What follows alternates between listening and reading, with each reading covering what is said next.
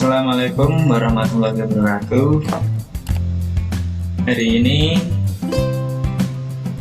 saya akan sedikit memberikan materi untuk teman-teman semuanya tentang pentingnya pendidikan. Kenapa sih saya angkat materi ini? Jadi sebelum saya mulai masuk ke materi ini, saya ingin sedikit bercerita tentang latar belakangnya. Kemarin ada beberapa waktu yang lalu,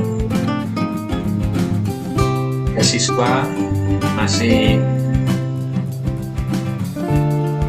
naik kelas 3, tapi sudah keluar sekolah karena dilamar oleh pacarnya.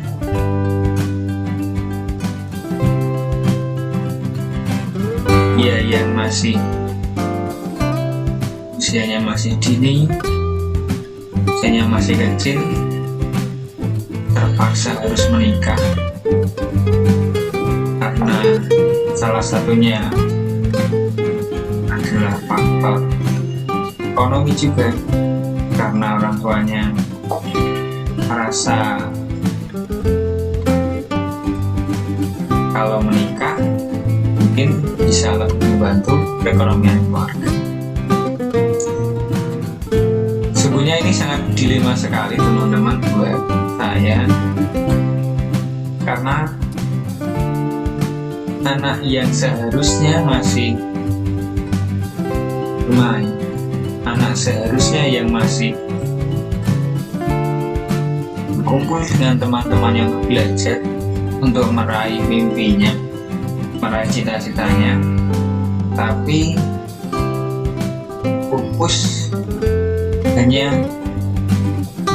karena harus menikah di usia dini. Saya nggak tahu apakah mungkin itu terbaik untuk dia ataukah mungkin tidak. Kita semua tidak tahu, tapi harapan yang baik, mimpi itu akan tercapai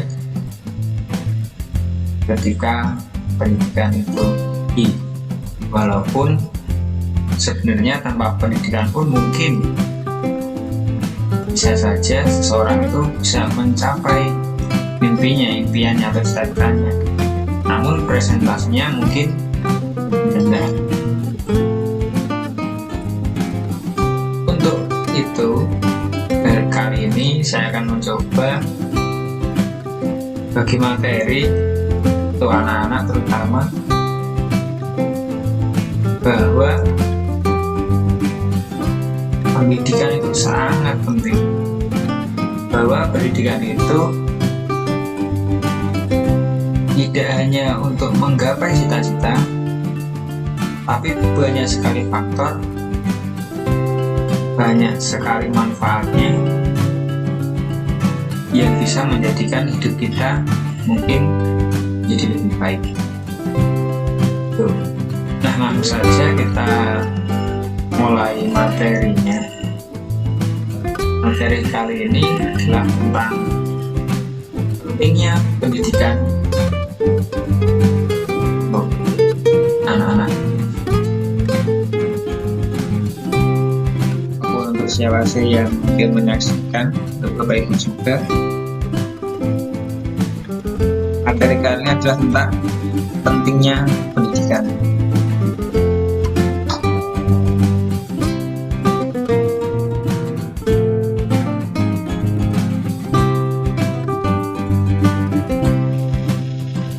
Apa sih pendidikan itu? Pendidikan adalah pembelajaran, pengetahuan, keterampilan, dan kebiasaan sekelompok orang yang diturunkan dari satu generasi ke generasi berikutnya melalui pengajaran, pelatihan, atau penelitian. Jadi gini teman-teman, Ketika kamu bisa langsung menggunakan sesuatu, misalnya motor, ngapain kamu harus merakit motor itu sendiri? Dari nol, dari mulai nyetak mesin dan sebagainya. Kalau kamu sudah bisa menggunakannya untuk keefektifan hidup kamu, kenapa kamu harus bisa sendiri? Tidak beli atau mungkin menggunakan langsung motor itu bisa dilakukan. Sama seperti pendidikan ini. Di dalam pendidikan itu banyak sekali hal yang diturunkan dari satu generasi ke generasi lainnya karena sudah dilakukan, sudah dikaji, dan itu bermanfaat untuk kehidupan bermasyarakat, untuk kehidupan manusia, untuk generasinya itu bermanfaat, dan itu sangat efektif, sangat efisien. Oleh karenanya diturunkanlah dari generasi itu ke generasi berikutnya, supaya generasi berikutnya tinggal menggunakan KPP. Itu pendidikan. Contohnya seperti tadi, misalnya kalau kita bisa langsung beli motor, ngapain kita harus merakit dari nol? Karena kalau rakit sendiri dari nol, buat sendiri, biayanya lebih mahal, habisnya lebih banyak. Gitu.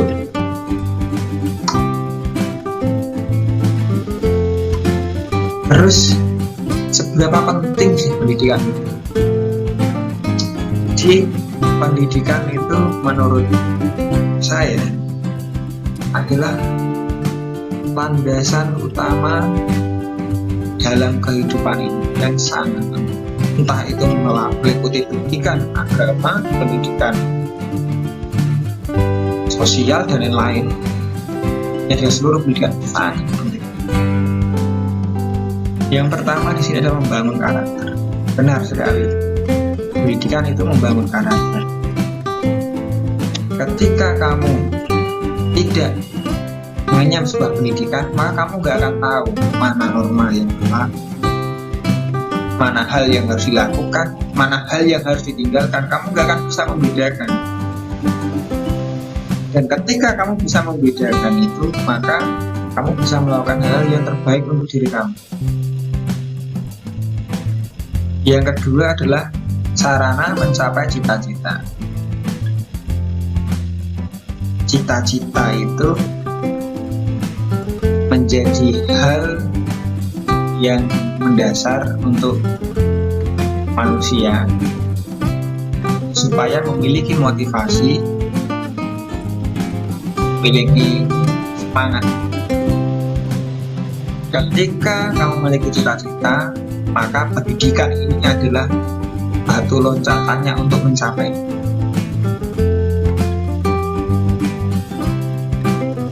Walaupun mungkin banyak sekali, tidak sedikit, tidak melalui pendidikan bisa mencapai cita-cita, bisa.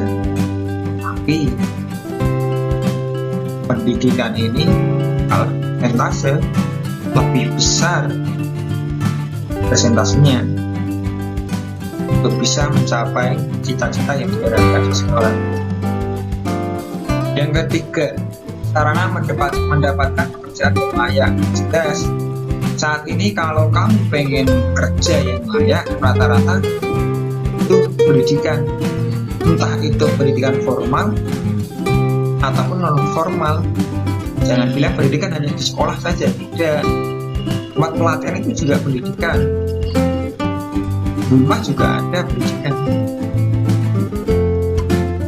Nah, ketika kamu pengen pekerjaan yang layak, maka jangan pernah meninggalkan pendidikan. 4. Bermanfaat untuk keluarga dan lingkungan. Ketika kamu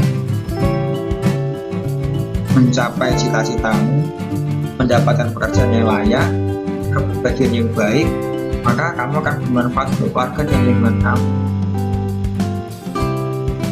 Apalagi orang tua pasti sangat bantu. Masyarakat pun sama. Contohnya, kamu sekolah setinggi-tingginya, terus kamu jadi presiden, wah itu lingkungan sangat bangga sama kamu. Gak perlu jadi presiden lah, terlalu tinggi, kamu jadi polisi misalnya, masyarakat itu senang. Kamu jadi sukses, tetangga pasti senang. Wah itu tetanggaku, oh, itu dia koncoku cilik, konco bal-balan saya juga sukses seperti itu. Tetangga ikut senang, teman ikut senang. Yang kelima, membantu membangun negara. Ya, ketika kamu punya pendidikan, kamu pandai, maka kamu sangat bermanfaat untuk negara ini, untuk membangun negara ini, dan kamu akan bermanfaat untuk semua. Tuh. Selanjutnya adalah faktor kenapa banyak sekali ada anak yang putus sekolah. Ya, kita lihat anak-anak yang masih di jalan itu sekali yang putus. Mereka tidak mengenyam pendidikan. Dulu ketika saya kuliah, saya masih aktif kegiatan-kegiatan sosial. Salah satunya adalah di dinas sosial Kartini Karanganyar. Itu teman-teman kalau ke sana melihat banyak sekali anak-anak yang putus sekolah. Kenapa mereka putus sekolah? Banyak masalah, bentuknya banyak sekali. Nah, salah satunya adalah faktor intern. Faktor intern ini dari dalam diri. Yang pertama adalah minat sekolahnya. Ya, mau sekolah rasa-rasa. Melihat sekolah itu bukan sebagai tempat yang bagus, tempat yang menyenangkan, tidak. Akhirnya minatnya malas secara keseluruhan. Tidak cuma malas sekolah, malas ngapa-ngapain, tidur terus rumah, game, semangatnya kalau game yang lain malas. Yang ketiga, permasalahan pribadi. Ya, banyak sekali. Kadang ada berantem dengan teman sekolah, berantem dengan keluarga, berantem dengan siapa misalnya. Atau enggak ada hal yang membuat dia tidak nyaman ketika di sekolah. Akhirnya mereka memutuskan untuk tidak mau melanjutkan. Nah, yang keempat ini yang saya temui sendiri dan baru kemarin, yaitu nikah di usia dini. Ini faktor intern kenapa dia harus lulus. Selanjutnya adalah faktor ekstern atau dari kondisi luar. Yang pertama adalah keadaan ekonomi. Jelas keadaan ekonomi ini jadi momok sekali, apalagi di masyarakat kita saat ini masih banyak juga yang ekonominya rendah. Walaupun pemerintah sudah mencanangkan wajib sekolah 9 tahun sampai SMP, dan itu banyak sekali yang gratis. Tapi karena keadaan ekonominya emang ya terkadang seperti itu, memaksa mereka untuk tidak sekolah, dan ini kasihan sekali. Makanya untuk anak-anak yang ekonominya mampu dan sedang sekolah, syukur manfaatkan dulu. Selanjutnya adalah latar belakang pendidikan keluarga. Biasanya jika keluarganya cuma lulusan SD, SMP, kadang anaknya juga gitu, SMP lah, SD lah, terus lanjutin ya langsung kerja, bantu ekonomi keluarga. Terkadang ini juga menjadi faktor anak-anak putus sekolah. Padahal seharusnya jika orang tua hanya lulusan SD, harusnya anaknya jangan sampai hanya lulus SD atau SMP atau SMA saja, jangan. Padahal sekolah ya setinggi-tingginya. Kalau orang Jawa itu biasanya wis lah wong tua wis rekos, anaknya ben. Selanjutnya salah pergaulan. Wah, ini bahaya sekali. Ketika anak salah pergaulan, maka kemarin yang lagi ramai kan juga anak-anak pang, di ada anak putri ikut ngepang dibawa kemana-mana sama laki-laki banyak, akhirnya sekolahnya ambulan. Tidak hanya sekolahnya, pribadinya pun ikut ambulan. Hubungan orang tua ya kurang harmonis. Ini anak kalau dengan orang tuanya nggak harmonis, biasanya anak pelariannya nggak mau sekolah. Perhatian orang tua tentang pendidikan rendah, sekolah juga ben, nah ini baik. Dan kondisi lainnya, contohnya apa? Seperti saat ini, COVID-19 ini benar-benar menyita perhatian yang sangat besar, menyita kebutuhan yang sangat besar dari masyarakat. Banyak yang ekonominya hancur karena kondisi sekarang, salah satunya COVID. Makanya yuk kita jaga kesehatan. Dan kondisi-kondisi lainnya juga nggak hanya COVID-19 banyak. Terus ini yang juga sangat motivasi supaya semangat sekolah. Jadi ketika kita ingin sekolah, kita membutuhkan motivasi. Salah satunya adalah jadikan sekolah ini seperti rumah, senyaman mungkin kamu di sekolah itu harus merasa nyaman. Jadikan senyaman mungkin. Jadikan rumah sekolah ini adalah rumah kedua, guru adalah orang tua, dan temanmu adalah saudara-saudaramu.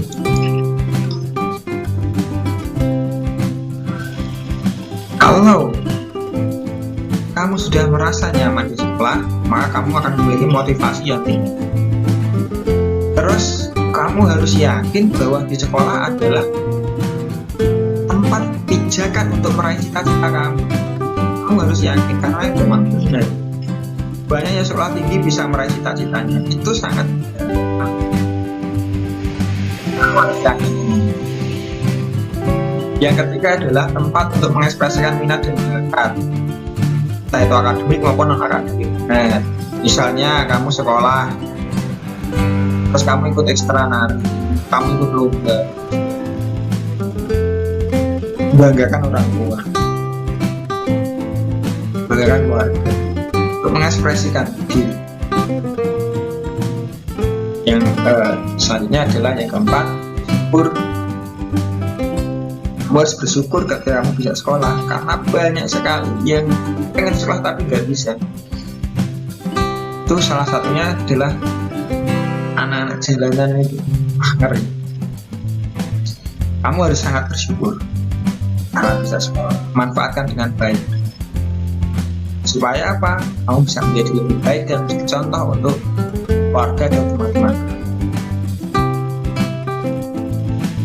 Cara mendapatkan beasiswa, nah banyak sekali anak-anak yang ketika dia di sekolah nggak mampu, akhirnya terus berpasrah diri. Padahal banyak sekali beasiswa di sekolah. Caranya gimana? Cari informasi di sekolah, tanya Bapak Ibu guru-guru BK, tanya Pak Badri, tanya Pak, cara dapat beasiswa gimana? Ini nanti akan cair lagi beasiswa PIP ke anak-anak, besok akan Pak Badri share ke anak-anak. Alhamdulillah cair.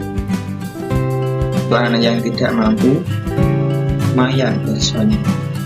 Terus cari informasi di desa, desa juga ada. Kalau mungkin kamu masih SD, SMP, di desa itu banyak sekali. Kalau kuliah pun juga banyak, dulu ada beasiswa putra daerah. Cari informasi, tanya-tanya. Terus berprestasi. Ketika kamu berprestasi, maka beasiswa itu ngalir.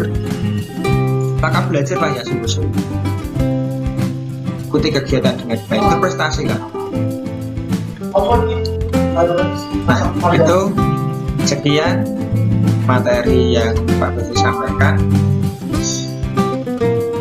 Betapa pentingnya pendidikan untuk teman-teman kita semua, untuk anak-anak kita. Maka teruslah berkarya, teruslah berprestasi melalui pendidikan. Jangan nikah dulu, jangan putus sekolah. Bukan Pak Badri melarang, bukan, tapi memang kamu jangan. Masa depan kalian masih panjang. Sekolah yang setinggi-tingginya, raihlah prestasi, raihlah cita-cita kalian. Mungkin itu saja materi dari Pak Badri. Semoga ini semua bermanfaat untuk kita semua. Sekian. Billahi taufiq wal hidayah. Wassalamualaikum warahmatullahi wabarakatuh.